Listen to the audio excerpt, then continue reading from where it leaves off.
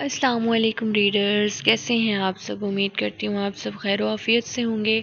آپ دیکھ رہے ہیں فری خان ناولز اور میں ہوں فری۔ آج ہم ریڈ کرنے جا رہے ہیں تجھے عشق ہو خدا کرے کی ایپیسوڈ نمبر 6۔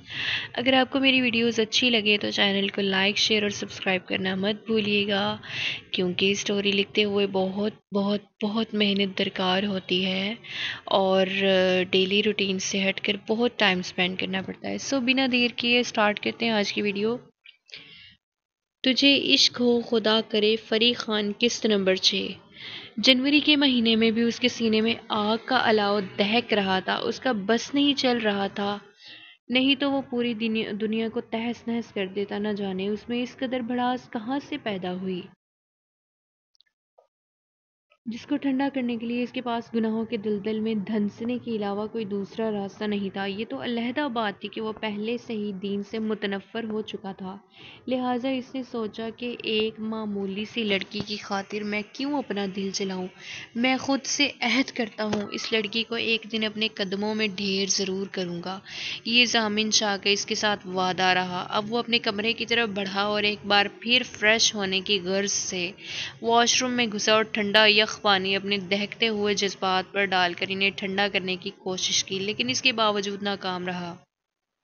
اب اس نے سوچا کیوں نہ میں کسی ایسی جگہ چلا جاؤں جہاں مجھے انٹرٹینمنٹ کا موقع ملے، لہٰذا اس نے اپنی سائڈ ٹیبل سے اپنی لیموزین کی چابیوں کا گچھا اٹھایا اور دروازے کو ٹھا کی آواز سے بند کرتے ہوئے بھاگنے کے انداز میں وہاں سے چل پڑا۔ اس کے ذہن میں صرف اور صرف اپنی توہین کے وہ تمام لمحات چل رہے تھے جو اس لڑکی نے انجانے میں ضامن شاہ کی تھی۔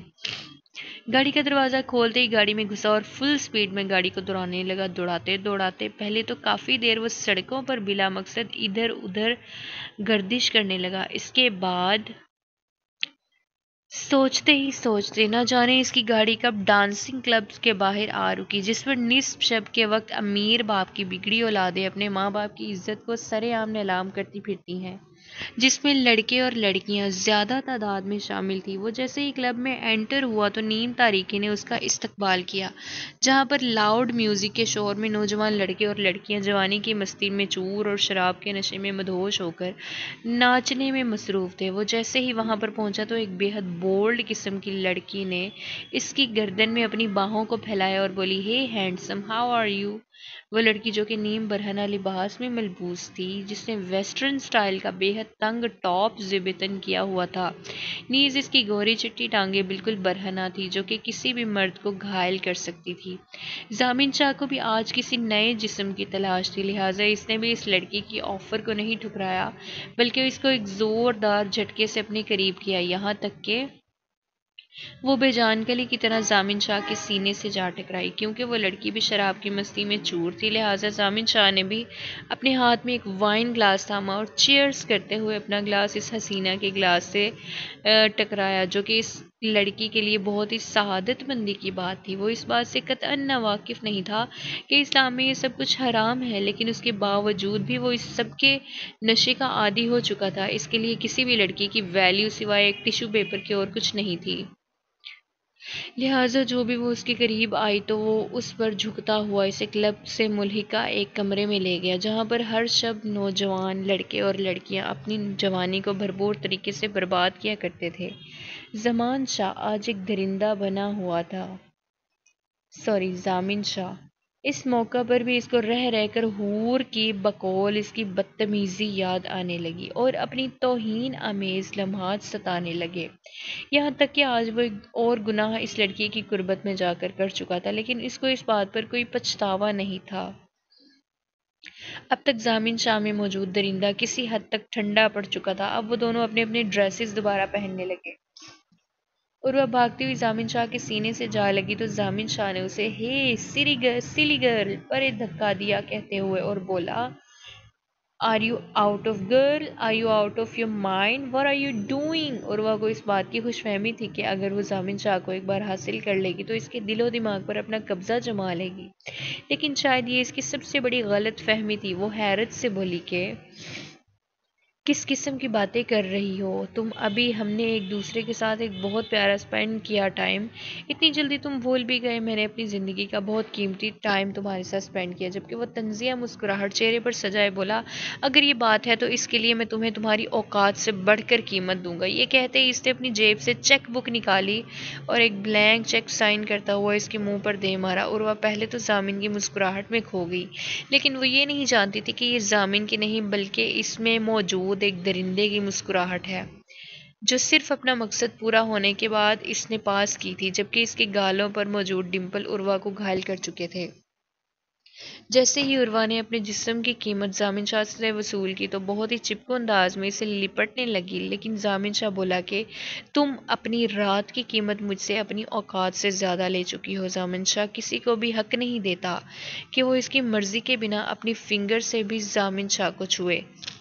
وہ بولی کہ ضامن شاہ تم بھول چکے ہو، ہم دونوں ایک دوسروں کے سنگ ایک حسین رات گزار چکے ہیں۔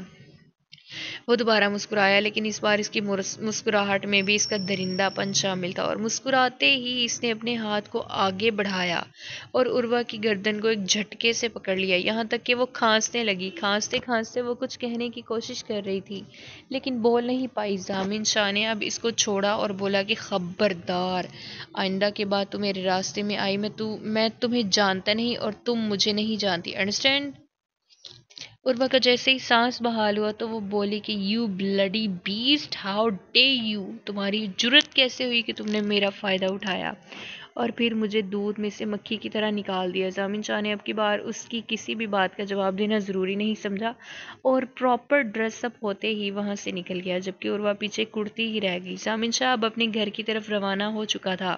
جیسے ہی وہ مین گیٹ سے اندر کی طرف روانہ ہوا تو کیا دیکھتا ہے کہ زمان شاہ یعنی ضامن کے بابا مین گیٹ پر بے صبری سے بیٹھ کر اپنے بیٹے کا انتظار کر رہے تھے۔ صبح کی اذان ہو رہی تھی۔ جیسے ہی ضامن نے اپنی گاڑی کو پارک کیا اور اپنے بابا سے بنا کچھ کہے اور سنے وہاں سے جانے لگا تو زمان شاہ بولے کہ کہاں گئے تھے تم اور ساری رات کہاں گزاری تم نے؟ ضامن نے آنکھیں اوپر کی طرف گھمائی اور سوچنے لگا اب ان کی کسر رہ گئی تھی، ان کو کیسے بتاتا پھروں۔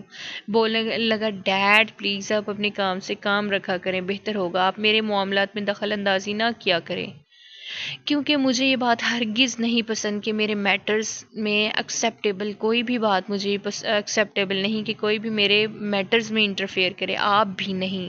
زمان شاہ کی بنا سنے وہ وہاں سے جلدی میں بھاگنے کے انداز میں چل پڑا۔ اپنے روم میں جاتے جاتے اسے ایک ٹھوکر لگی اور وہ گرنے ہی کے قریب تھا کہ زمان شاہ پیچھے سے بولے کہ ضامن بہتر ہوگا تم ابھی سے ہی اپنی غلطیوں کی توبہ کر لو، ابھی تو ایک معمولی سی ٹھوکر لگی اور تم منہ کے بل جا گرے۔